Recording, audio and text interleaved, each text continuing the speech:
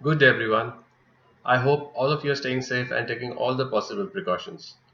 We all know that the threat of coronavirus has left the fitness industry ailing and barely able to stand.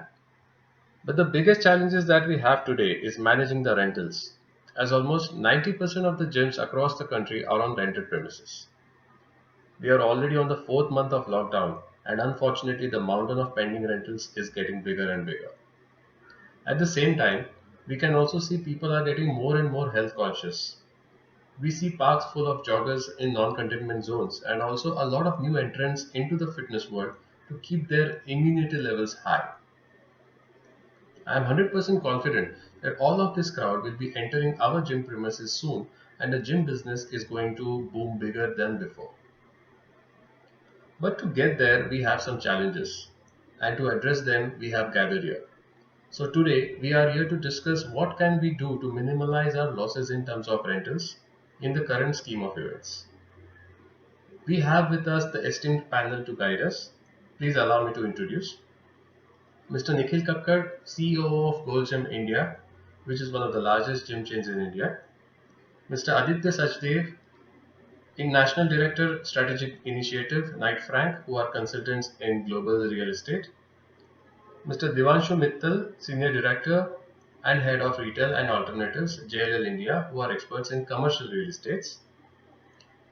We have also with us Advocate Durga Prasad Sabnis, who will share his legal viewpoint on the current market scenario. Also, Mr. Gagan Sachdev, Director Bodyline Fitness. Mr. Sachdev is the largest gym equipment distributor in East India and also owns gym chain and also hosts an expo for East Indian fitness and sports markets. Myself, Alok Shirorkar, I represent the fitness media and I am the CEO of monthly fitness magazine Crunch Today. I humbly welcome all the participants who are here to share their knowledge as well as experiences, which will surely help us in achieving a single goal, that is smooth operations of the gyms post lockdown. To begin this webinar, my first question goes to Mr. Aditya Sachdeva. I request Mr. Sachdeva to throw some light on the global real estate scenario so we understand the current market conditions and are in the know of where the real estate market is heading. Over to you, Mr. Sachdeva. Good afternoon all. We have been debating about this thing for the last 4 months as to how to take things forward.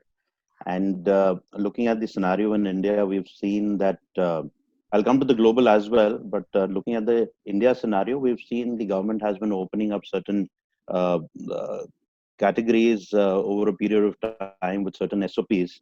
And similar situation has been there in the global markets as well.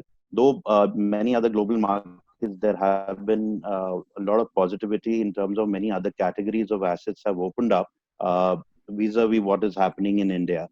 So, as you all are aware, I'm sure that the way the step-by-step things that have opened, looking at commercial, the offices opened with about a permission to open with 10% to 15% occupancies.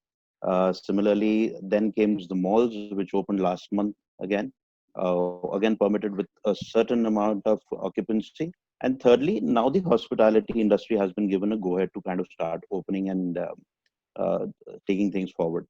I think the entire industry per se are fundamentally going on with three-prong approach, which is safety, sentiment, and value. So looking at all the categories, as you see, some of them have started getting stabilized, especially in the commercial office space. A lot of SOPs have been coming in from the government side as well as from the private partners. Similarly, the same thing has happened with malls. Every mall has certain SOPs, and the same is expected with from every industry which intends to open and get a B2C business approach. So looking into this and focusing on the matter that is in hand, which is the fitness centers, which in a way that I see is a part of the service industry, which is also very closely connected with retail as well, because retail presence is also in all these three categories or spaces, uh, be it office spaces, which is commercial spaces, malls, or standalone buildings. And looking at the fitness scenario and the need, as Alok just mentioned, uh, how I see it is there is a lot of potential for this business to grow. But as we are discussing today, the idea is to ensure that how we can sustain this business in the current scenario. Uh, I will ask Mr. Mittal to also put some light, considering that he is focusing a lot on the retail side of the business, and he'll also be able to share his views on how the retail side of the business has been seeing a lot of positivity. Uh, Mr. Mittal, would you like to share some views, and I can also pitch in along with you then? Thank you, Aditya. Thank you, everyone. Thank you, Alok. Good afternoon, all. So, as we all know, we have got the permissions to open the malls from 8th of June. And today we are sitting on 24th of July. It's almost 45, 50 days. We started from 2,000, 3,000 people a day footfall to now almost 12,000, 14,000 people a day footfall kind of a thing in a metro city like Delhi. If you talk about a city like Chandigarh, where the corona is not that influenced as that of Delhi and Mumbai and other cities, the footfalls are already at about 50% of pre-COVID levels in a mall like Elante, which is a million square feet mall. So people are coming back. It's a need. Like, we are social animals. We cannot refrain sitting at home and all those things. Of course, as Aditya and as Alok said, there has to be SOPs. There has to be proper precautions which needs to be taken. So I will just update you on the market. So on the footfalls, I have already spoken, like how the footfalls are getting increased. It started from about 10% pre-COVID levels, going up to 30% now. Most of the malls have reached at about 35% footfalls from pre-COVID levels. If you talk about sales, there are categories which are touching about 70% of pre-COVID sales, which is about skincare and your electronics. Of course, fashion is lagging behind because right now the focus is mainly towards value, not towards premium.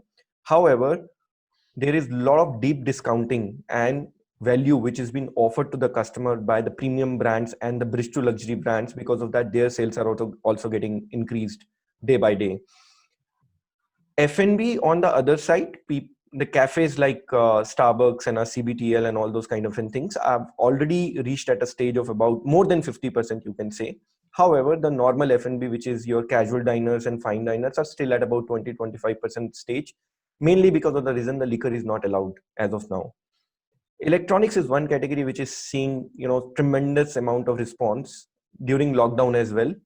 We have seen 60 to 70% of the sales of the pre-COVID levels in electronics. So having said so, if you talk about a complete ecosystem, which is a complete environment, we have already reached at about 40-45% of the pre-COVID level sales. When I talk about 40-45%, this is put together all the categories inside a shopping mall.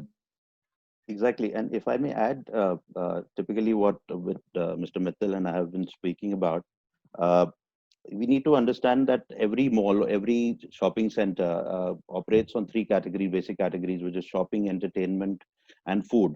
Considering entertainment and food was not there, and looking at an average conversion of people that was happening in a mall, somehow we are getting actually closer to that. People who intend to buy are already out. They are already going to the shopping centers, and that's the reason these sales are happening. Uh, as he rightly said, fashion probably is not doing that well because obviously the season product has not been able to reach the market this time. And this is where the sentiment comes into play, where people are actually looking at the festivities to come in, where the sale of fashion also kind of picks up even then. Yes, Mr. Vittal.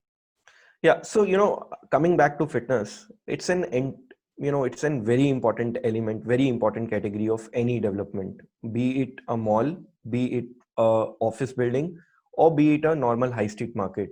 So there is no reason, from my point of view, if I talk about, there is no reason for people to come back to fitness centers if we take complete SOPs and complete health and safety in mind.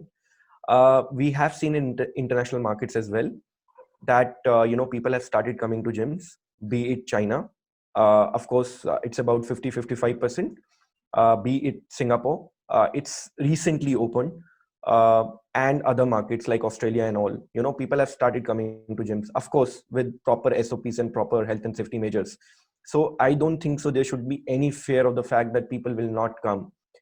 I, on the other side, I was speaking to one of the gym owners in Singapore, and he mentioned one thing, like, more than wealth creation, this pandemic has taught us a lesson that we should give a healthy life for ourselves to our kids rather than giving them a hefty bank balance.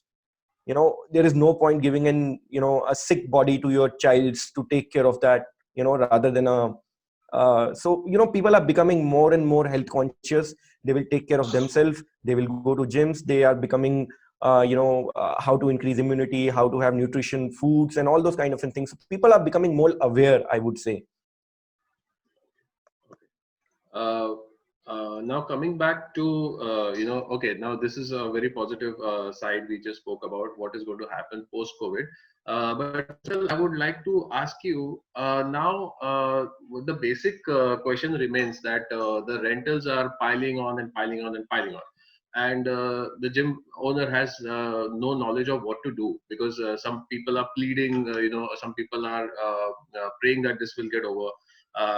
What should a gym owner do? Should he hold on to the premises, or should he pack the gym equipment somewhere and keep it somewhere and then open a new gym altogether? What I mean, everybody I think is clueless on this regard, because we have no clue when the government is actually going to open the gyms. So, Alok, I would take this first.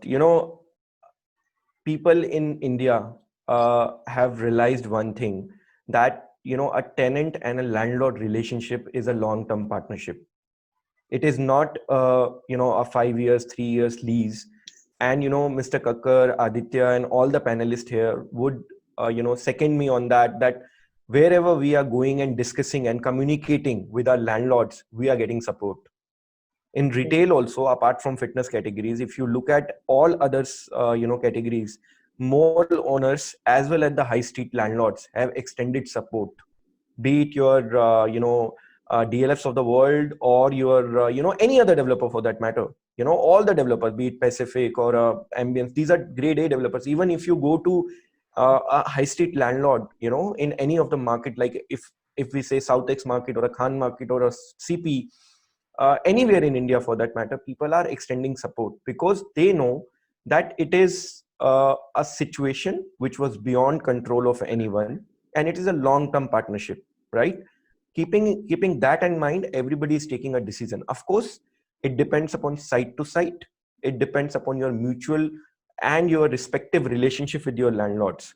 Second thing, as a tenant, we also have to think that landlord also have certain kind of responsibilities, right? They also have property tax in mind. They also have, in some cases, they have LRDs, right? They have to pay to the banks. Banks have increased the moratorium period, or that period where you don't have to pay your EMIs, but the interest is piling on. The 3 months of non-payment of EMI will lead to 17 months of extra EMI payments. So the pain is on both the sides, but we have to sit on the table, we have to communicate, we have to work out a solution which is beneficial for both of us, and people are listening. It is happening in the industry. Over to you, Aditya. Yeah, and just continuing to what you were saying, it is also important to understand that as since we have all been talking about that, there is a growth that we see in this industry. Let us all be very clear and positive about this thing, that everybody is now focusing towards health, and this industry has to grow. The confidence that the landlord seeks today is, once you open, what is the kind of return that he's actually going to get. In today's scenario, even he knows that he cannot let go of you. Let's be very clear about that, because he knows he cannot get a second tenant in today's market. The interesting part here is that you need to be very confident about as to how you can take the business forward. That's my personal take on it. I am also talking with the perspective that I myself am getting into this industry personally, and that is the reason this is how what I'm looking at. This is what I've been speaking about to my supposedly the landlord to be. That let's be clear as to, we see the industry is going to grow, and this is the time I want to partner with you and ensure that we grow together. So I think that is the confidence if you can give to the landlord, I don't see that he will let go of any tenant as of now. They can't afford to. Let's be very clear about that. Be it the LRD side of it, be it any other thing. But then comes the relationship wherein that there is could be a perspective where you want to help the landlord. Then it's a different thing. Otherwise, being biased towards the tenants here, I think that is one of the things you would want to kind of keep in mind before you sit across the table. And Aditya, just to add one point, sorry, Alok, I will take 1 minute more. There is a lot of capex which has been done when you make a facility, apart from the equipments. You don't want to just write off that capex in your balance sheet and move to other site. It's a hefty amount, right? You have to do floorings, you have to do, and gym's flooring are costly. It's not like a retail vitrified tile. It's a synthetic flooring. Above that, there are a lot of other elements, right? So there are showers, there are washrooms. So capital intensive. It's a capital intensive business, right? We don't want to write off the capex just with a stroke of a pen. Over to you, Alok. Thank you, sir. And this is quite informative. But I just wanted to know: will there be a property slump? In terms of rentals, wherever there are shops or inside the malls, because then there will be renegotiations, and well, everybody would want to take that opportunity to renegotiate. And because see, I personally feel that gyms when they start, they're not going to run in a full capacity for at least 4 months, maybe 3 months or 4 months, if you're being optimistic. So just wanted to know if there is any possibility of negotiations with the rates. I think absolutely. Mr. Mittal will also agree with me because on the retail side of it, we've been very clearly seeing with the best of the developers as well as tenants at the local level on the high street and everywhere, wherein they are ready to discount the rentals. Typically, what has happened with the best of the developers, if I may quote what has happened with DLF, on June 16, they actually came up with a waiver scheme. They were very clear that during the lockdown, they will not be charging any rentals. And then accordingly, phase by phase, every quarter, they have kind of discounted rentals. So I think in today's scenario, I think the basic approach should not be to just cut down on everything, but yes, trying to give that, as I said, we need to give that confidence that we can do the business. And on the flip side, then we talk about how we can discount it over a period of maybe 6 months to 1 year. Yeah. That is what we need to look at. Because if anybody comes back saying, I have to pay something, the way you got the moratorium offer from the RBI, even we got the same. But now we have to get back into the business and ensure that we help each other. So becoming business partners is a bigger need today. So the underlying statement is discount, not renegotiation, right? Absolutely. In India, like in Delhi only, we have about 560 malls. If I only talk about malls, right? 560 malls, out of which only 25% of the malls are which are giving you the IRRs, positive IRRs. So only 25 malls give you actual business, right? This COVID is not gonna be there till March. If it is there till March, we all gonna be out of the businesses, right? We are talking about a short-term problem, and a short-term solution has to be worked out. That's what Mr. Sachdeva also pointed out, that from a 6 months period to a 1 year period, we can go back to landlord and work out a discounted kind of an cash flow where we are also safe and they are also safe. Okay. Now we have understood that yes, every problem has a solution, and we have to work around it and build a future. But sometimes life is not so easy, and we have to take the legal step. That's why we have a lawyer with us, Mr. Sabnis, and I hope that none of us who have attended or nobody in the fitness industry should go to that extent. But then we have. We have to pay fees also to Mr. Sabnis, otherwise the lawyers won't function. So, Mr. Sabnis, you can tell us the worst case scenarios of probably a force majeure or the lock-in period, or you know the game. So, if you can please put a light on it. So thank you, Alok. To begin with, as Mr. Mittal rightly said, what is important is for both the landlords and the tenants or the licensees to come to a middle ground and see how they can help each other.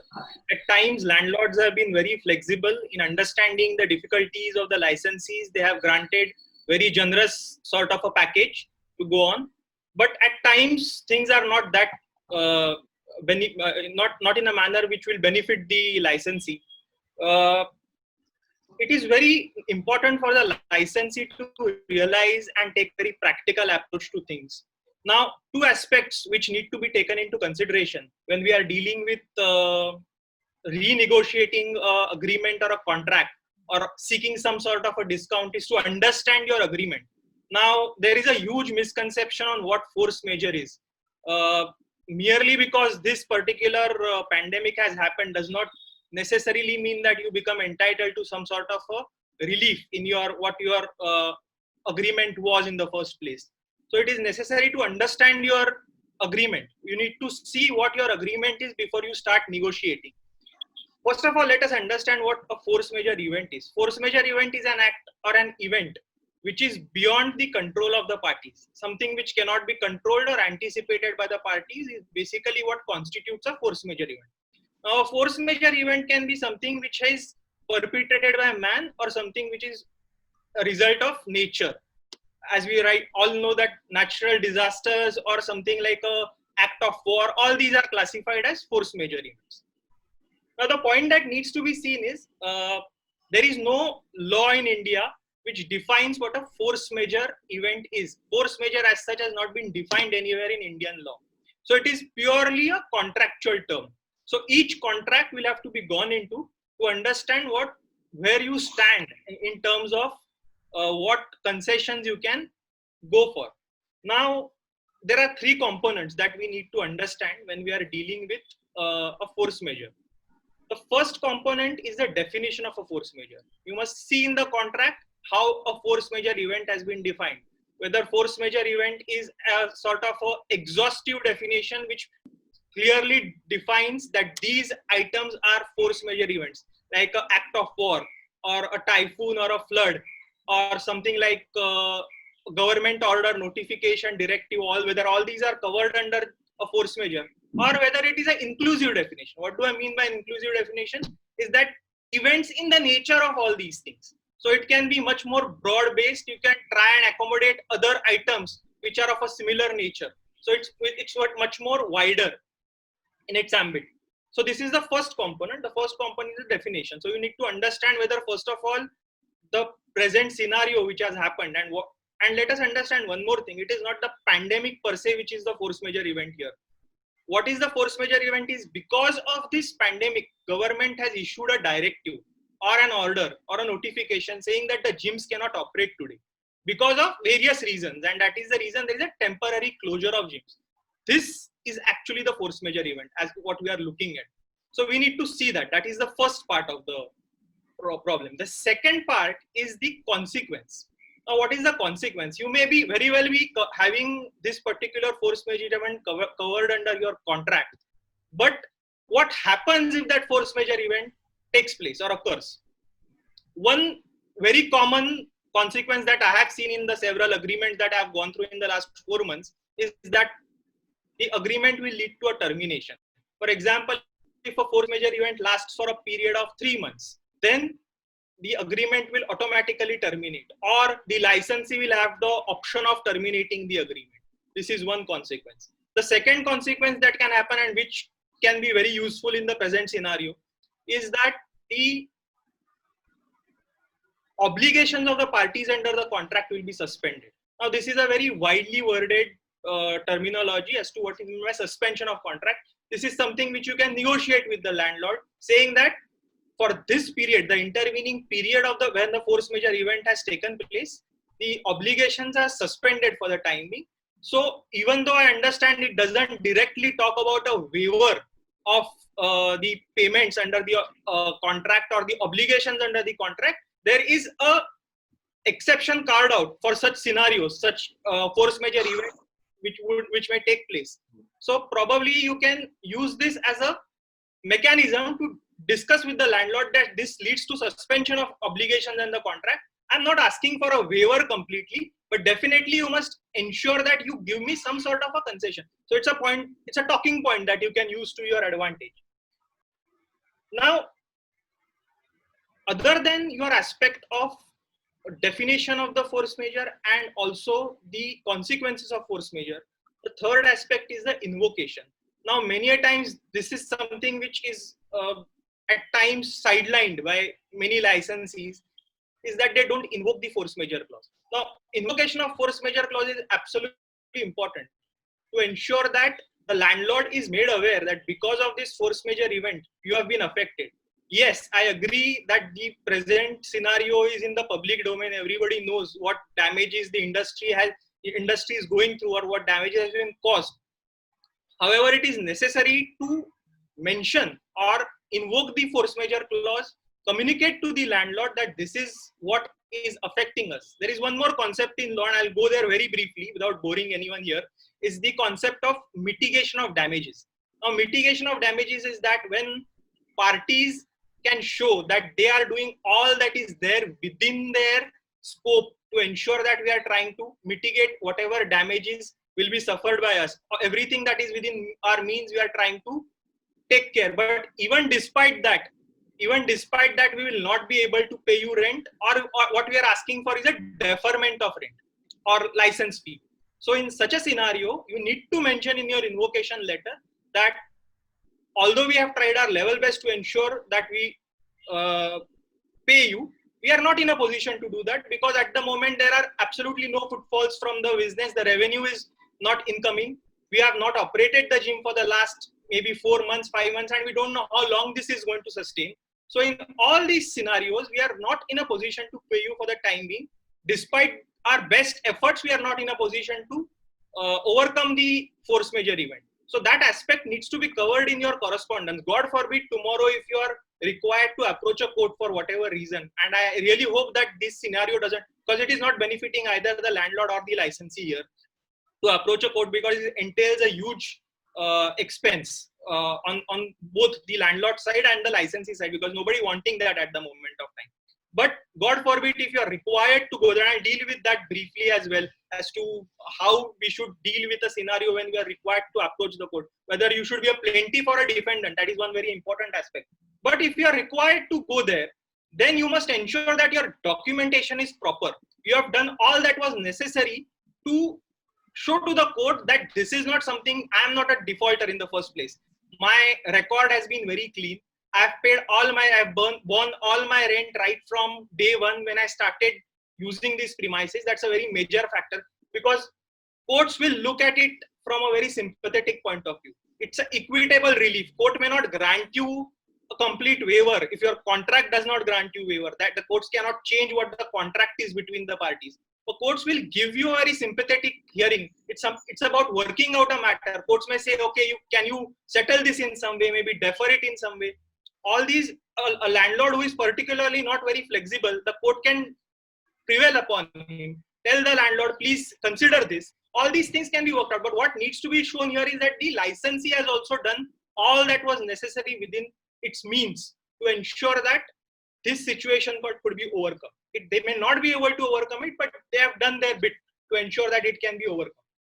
Now, an aspect which is very closely linked to the present scenario is the concept of a lock-in period. Now, lock-in period can be a very big burden on a number of licensees. Suppose, let's take a scenario. Some licensees, after considering all the capital investment, all the efforts that they have put in the premises, are of the opinion that no, it doesn't make sense for them to continue. Maybe they should exit and they should go on and take a premises in some other part or some other premises which is much more economical. Now the problem here is that some live-in license agreements have a lock-in period. Now what does the lock-in period? Lock-in period says that for a period of 36 months, either party cannot exit the agreement, or they cannot vacate and hand over the possession of the premises. There are also consequences enumerated under the agreement that if you do that, if you exit, then you have deemed to have breached the agreement, one, and whatever is the rent for the or license fee for the remainder part of the lock-in period, you'll have to bear. Now at times, a security deposit is a very major factor for many licenses. It's a huge amount, and that security deposit, you're helpless. You can't do much because the security deposit is lying with the landlord. What the landlord will do is he will adjust whatever amounts are due to him, will adjust it against the security deposit. So you're left high and dry. You don't have any option At times, the landlord will say your security deposit is not good enough to cover this. You'll have to pay me damages, further damages, because you have breached the terms of the contract and you have left the premises. If you had continued, now I may not get a licensee or a tenant who may pay me the same amount of rent, so I'll incur some losses. Now, this is what he will try and say, that these are the damages I have suffered or the loss I have suffered. Now, the concept of damages is actual. You'll have to prove that the damages have actually occurred. So it's not as if merely because there is a clause in the agreement which says that the landlord becomes entitled to this amount if you vacate the premises or you exit from the premises beforehand. The landlord will have to go on and prove, yes, I have actually suffered those damages, and it's not necessary for the court to award them damages at the same rate. It can be at much lower rate. So this is a factor that you must consider while negotiating with the landlord, and you must say that merely because there is a lock-in period doesn't make any difference. You please give me a better deal so that we can arrive at a settlement that is beneficial to you and to me as well. So this is the aspect as far as the lock-in period is concerned. And one more important part is, God forbid, as I was dreading earlier, is that if you are required, the landlord is not a reasonable guy. He says that I don't give a damn. I want to throw you out. I want to terminate. The scenarios may be like that a landlord actually wants you out of the premises. He's using this particular scenario to throw you out of the premises. He terminates your agreement.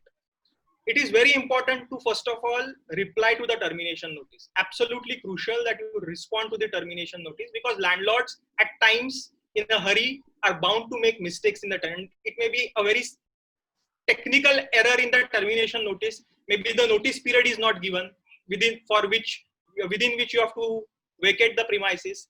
You must immediately respond. If your agreement has a force majeure clause, you must enunciate that my agreement has a force majeure clause and I am entitled to some sort of a relief under the agreement. One of the, just to give you an example, one of the landlords had terminated without giving us a breach cure period. Now that was something which has helped us, because that's a unlawful termination. Without giving us a cure period, he has terminated the agreement. So this is something somewhere we have pointed out to the landlord. And now, instead of us waiting for him to go to the court and file a proceeding against us to evict us, another thing, merely because before I come back, another thing is, merely because there is a termination, it would not mean that at the end of the period of termination you have to vacate.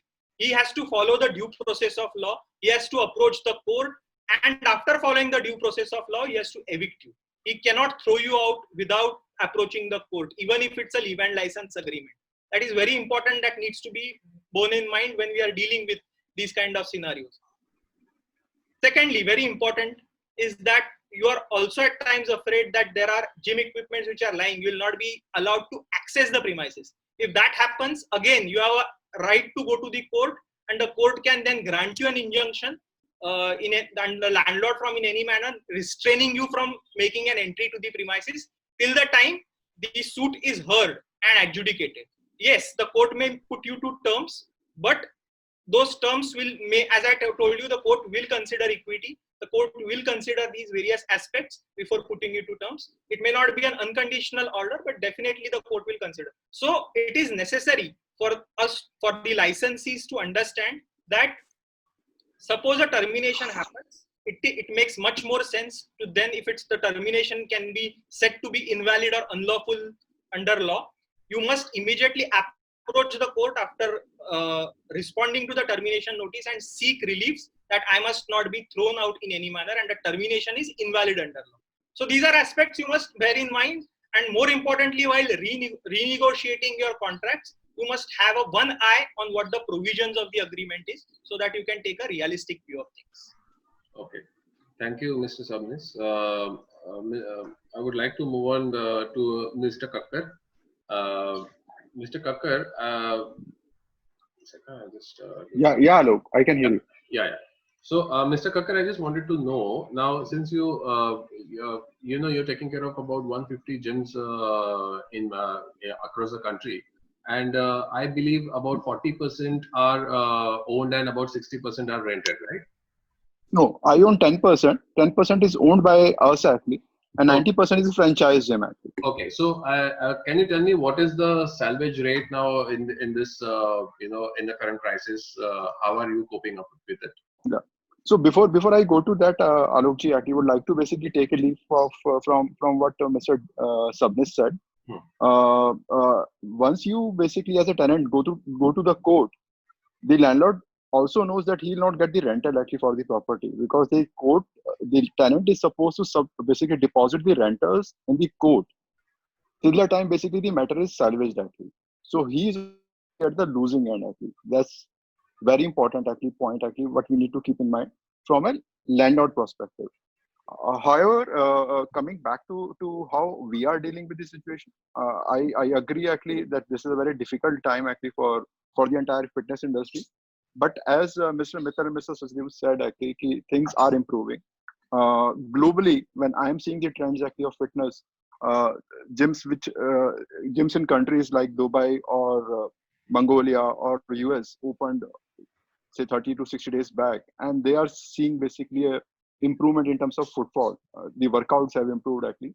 So there is a hope that things are going to improve when it comes to business.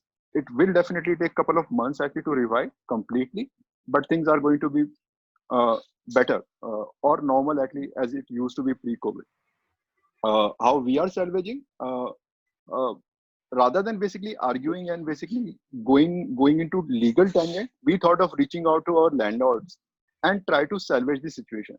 So like as I said, I have 15 corporate gyms and a corporate office and regional office. So I've reached out to my landlords, and I'm 90% through with my landlord, wherein I was able to basically salvage situation. It was not easy. It took almost 45, 50 odd days actually to basically because there were multiple round of discussions with each and every landlord.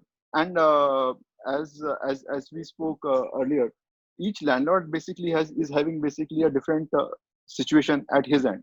There are landlords like a senior citizen couple actually who's basically banking on a portion of basically rental which is coming to him because he's one of the stakeholder in the property, and he's using that as a way and means actually for his living. So each landlord has a difficult challenge. The way each gym owner or a brand or a chain has a challenge. So it is important to basically understand their perspective and also basically share from where we are coming at least our perspective at least, and come out basically with a solution. So in my cases of 15 gyms what I own, uh, I have got 100% waiver in few properties. I have got 75% reduction in terms of rentals for lockdown period, and I also have got 60% actually reduction in rentals actually for the lockdown period. Not only that, two more things what we have done is one is basically we have also negotiated a reduction in rental for next 12 months because the business is not going to be normal for next 12 months. So we have got 20-25% odd reduction in rentals for next 12 months. That's number two. And number three is the suppose I've got a 60% waiver in rental actually. So I'm supposed to pay 40% rental actually to the landlord for the lockdown period, which I cannot pay because I don't have a revenue coming actually for past 4-5 months. So what we have done is actually in that case is what we have agreed with them is we are happy to pay you this rental, but in a staggered manner. So that rental what is due for April to July or August would be paid actually in next 12 months actually along with the reduced rentals. That's the way basically we thought of arriving it because it is very difficult actually to vacate the property because your stakes are very high. You have a membership liability, you have interiors, you have invested heavily in the interiors actually. The moment you decide to basically switch from this property to next door property, that may be cheaper, but your interiors wherein you spend close to 2000 rupees per square foot is literally scrap. So it's important basically, and landlords are understanding. They are also understanding that in the current scenarios, it is not going to be easy for them actually to get a new tenant at the current rental. And also important is your relationship, how your relationship was actually. If you were basically in good books, you had a good rapport actually and connect with the landlord, they are happy to accommodate you. So this is what I am seeing actually, and this is also happening across my franchise locations as well. Except few, there would be 5-10% cases actually where the landlords will act difficult. But I see basically we are going to salvage, or my franchise are going to salvage the situation with the landlords actually and continue business. Thank you, sir. Before we go on to Mr. Gagan Sachdev, I would like to inform all the participants, if they have any questions, they can put it in the chat window, which I can take it up one by one. Mr. Sachdev, coming to you. Uh, Sir, I wanted to know what is the equipment market looking at like now, and because it is mainly based on, I think you have to lower the volume in the background. Mr. Sachdev, I think you have to lower the Yeah. back, some Yes. noise from your mic. Just a moment. Yeah.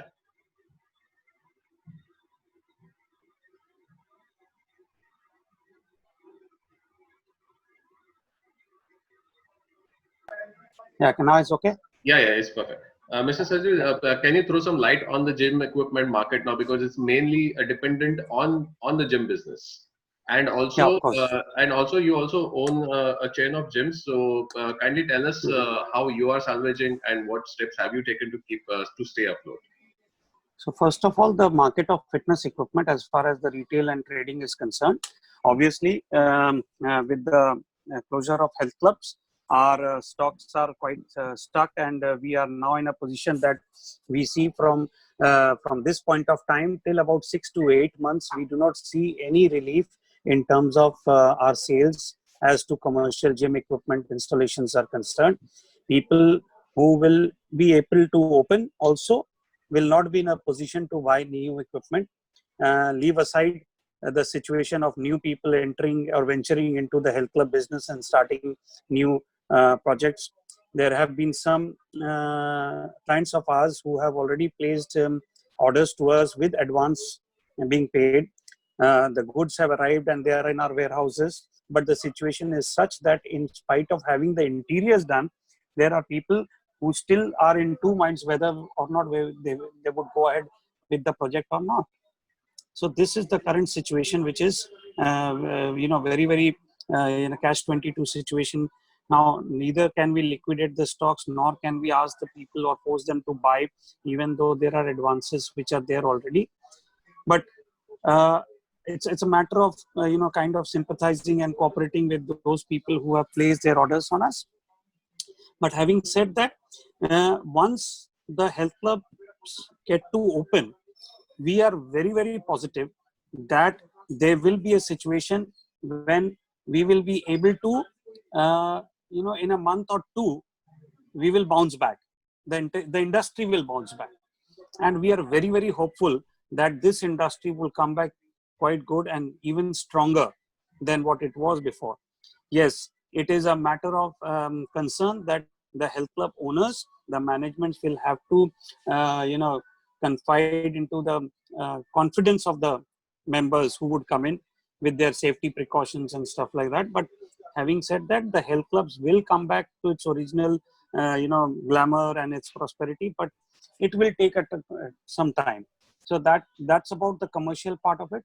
And with a company like us who have been concentrating on the East India market, we have been selling about 80% of our volumes come from health club installations, and only 20% is what comes from retails as in the domestic sector. Now the situation is that 80% is out, it's absolutely zero, and the rest 20% is what we see a little spike. There is a little demand in the home use because the health clubs are closed, obviously. But that too, having said that, the supply for domestic equipment is very, very scarce now.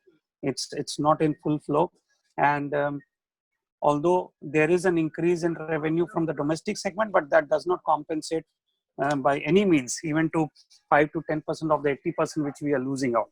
So that's about the retail thing. As far as the health clubs are concerned, we have 4 health clubs, all being shut. And out of the 4, 1 is owned by us and 3 are on rentals. Now, wherever we are there on rentals, we have been requesting and trying to negotiate, as Nikhilji said, that it is a matter of relationship with your landlord, which will help you, kind of find a solution to the thing. A couple of them have agreed to give us about 100% waiver, but at the same time have also requested to bear with their corporation taxes, municipal corporation taxes, which they are supposed to pay on the property. Now, it is true that even if they give us 100% waiver, they are not getting, let's say 3 months they give us a complete waiver, they are not getting a single penny from us, which they are ready to cooperate, a couple of them. But at the same time, there is a roughly an 80,000 to a lakh of rupees corporation municipal taxes which they have to pay. So why should they pay for a property which is not giving them any returns for these 3 months? So that they have requested to compensate. One of our landlords is again in a different situation, as as a case-to-case basis. He is an elderly gentleman, 75 years age, now with an ailing wife. He says that, okay, we understand, we have relations, we do want to cooperate, but at the same time try to give us at least something, even 25%, so that we can run our expenses, because they obviously, every landlord has their own expenses while they're running from this property. So that also is under consideration. So all these are case-to-case basis, but not everybody is lucky. I being the head of the Gym Owners Forum in Calcutta, I have seen that approximately about 40 to 50% of people are facing a huge problem, and they are even thinking of leaving the premises if at all the landlord does not cooperate with them in terms of discounting the rentals or waiving of the rentals is concerned. So here is a situation where we are trying to boost their morale and make sure that they do not leave the industry. And there are a couple of places which I have also tried to intervene and try to explain the landlord that if we leave, if the tenant leaves today, it is not easy for the landlord also to get a tenant so quickly. So might as well let us hold each other's hand, cooperate with each other, and make sure that we have a future relationship. And you have been earning for past years, and you will still tend to earn from us for the future years to come. So a couple of them will understand, but there are some people who are arrogant, who don't want to support, and that is, again, the matter is still in abeyance. So that's all about the health club is concerned. But yes, there will be challenges once the health club open, and we are all ready and geared up to face those challenges and to make sure that we try to make sure that all the health and hygiene standards, safety standards are being matched up with as per international standards, and we get the confidence of the members to come back to the club and start working out in there. That's all from my side. Hello. Thank you so much for that insight, Mr. Sachdev. Now one thing came out from this discussion is, yes, we have to maintain the standards. We have to, keep the, we have to serve the members the way we were serving. But how? I mean, in the chat window, I can see Mr. Ashish Dalal, Ms. Sumita Saraf, DNA 360 Fitness, Mr. Rishabh Arora. Everybody has a single point, or the same question. Can we increase the membership fees? Because it is going to be very difficult to follow the SOPs, the members may reduce.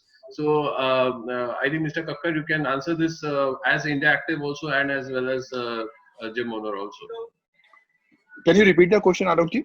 Yes, can we increase the membership fees to cope up with the added expense and the reduced memberships? Yeah, we have to actually, eventually we have to basically jack up the prices actually. Because sorry to cut you here. One more addition to my question is, now what happens to the members who are, the gym was shut, so should we give them the extension of the memberships, or like what?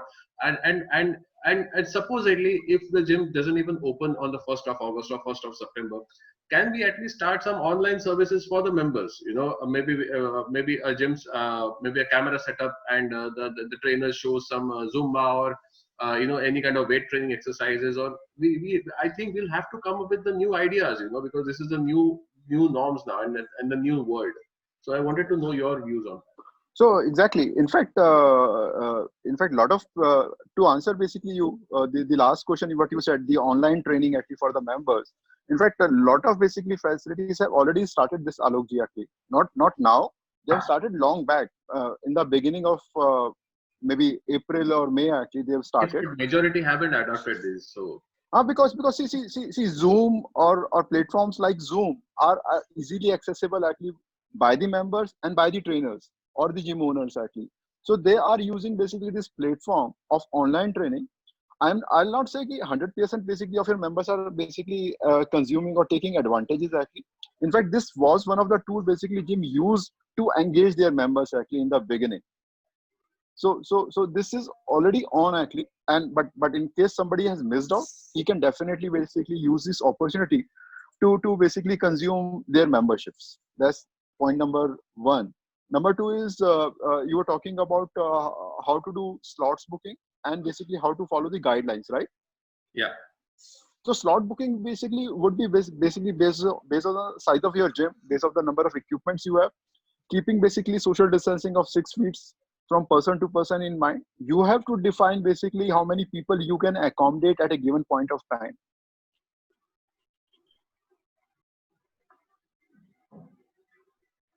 So have to this is to begin with when we start actually. Facilities like steam, showers. Mr. Kakkar, we are losing you. For next few months till. Can you hear me now? Is it better? Yeah. Okay. Is it better now? Yeah, it is better. Yeah. So what I was saying is basically to arrive on the slot system.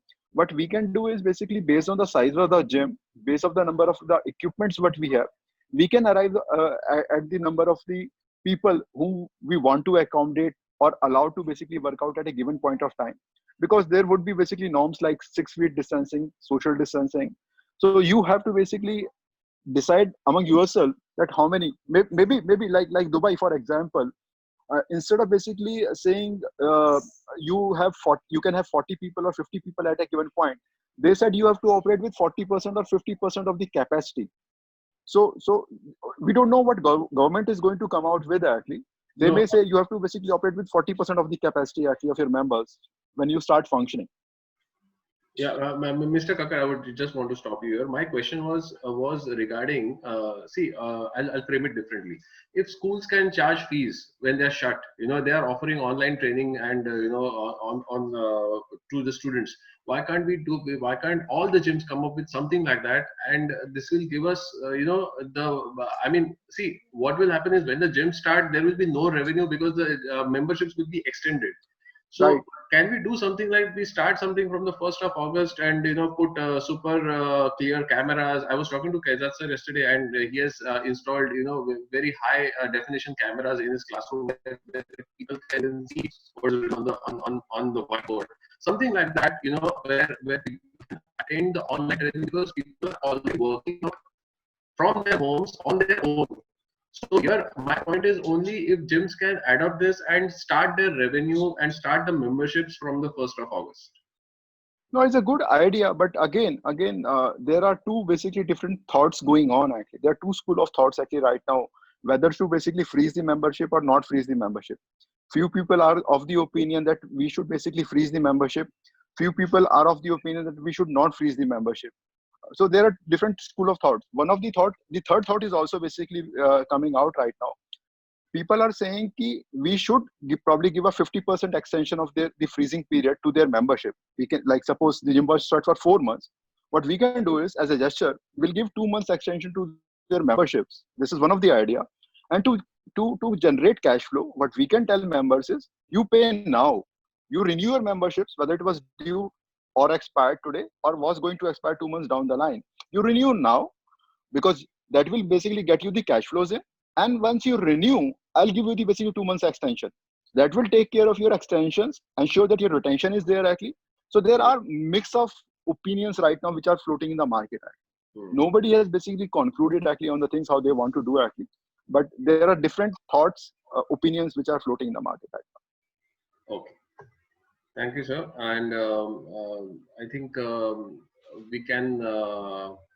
I think we can have an open house now if anybody wants to say something based on whatever they have heard and contribute to this gathering. Anybody would like to say even off topic is fine, but which will be beneficial for the for this cause. Are we good? Yeah, I think I'll just make one comment here. We did speak about the rentals and everything. We spoke about the renegotiation. I think everything that I've heard, we've only spoken about discounting. Well, Mr. Mittal also had mentioned that discounting is what we're looking at, and the second part was the relationship. Uh, I do understand the whole relationship between the lessee and the lessor. Uh, but let's be very clear. By the end of the day, I will still like to reiterate: nobody wants to lose a tenant today. Yeah. I think we said legally today, nobody wants. So I still feel that as far as the operations are concerned, engagement is something which is extremely important. And I myself have online sessions from a couple of gyms. So I think that has been going on, and I think ensuring that the customer comes back to you the same way it's been happening in retail. I can give my perspective from the retail side of it, wherein even for that matter, from the amusement park side, there is so much engagement which is still happening, even though there is no clarity as to when amusement parks are going to happen. I don't know how many people here are aware of something like SL World is doing. Every day they are coming out with some kind of a campaign. Every day they're doing something for the clients to just engage with them. I think visibility, brand visibility is something which you have to ensure it doesn't go away. Top of mind recall is still necessary. And I think that's the reason some kind of engagement with the current client and hopefully the clients to be is extremely important. So that is my submission here. And over to Alok again. Yeah. One very valid point Ms. Sumita Saraf has made, that members know that there is no recognized body for gyms. Hence, we need to we need some support to support from them. From some authority. I think we are not having that as you know. We are not coming together for the same cause, and that is why I think we are falling short of things. Mr. Kakkar, can you put some light on where are we on India Active now? So basically, that was a reason. Basically, the India Active was formed actually, and we have got 700 plus gyms under India Active as of now. Actually, there are a lot of regional partners we have got actually on board. A lot of equipment partners are there actually. So we have started this journey.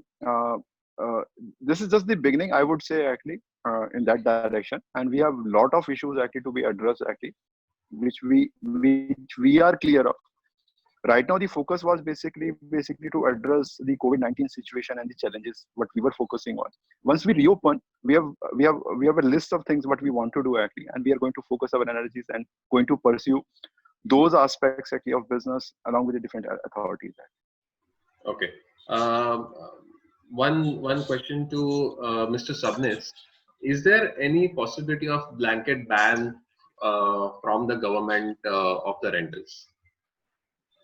That is very unlikely, because ultimately it all depends upon the contract. The government is not going to come up with a notification saying that there will be a waiver of all rents. So I don't see such sort of a blanket notification coming from the government side. Highly unlikely. Okay. Thank you. I thank all the panelists for their valuable time, while not forgetting the participants who patiently listened to all the suggestions of the panelists. India Active for making this webinar possible, and Fraternity for hosting it on their platforms. I hope it was a productive session and hoping for a bright future for the entire fitness fraternity. Thank you.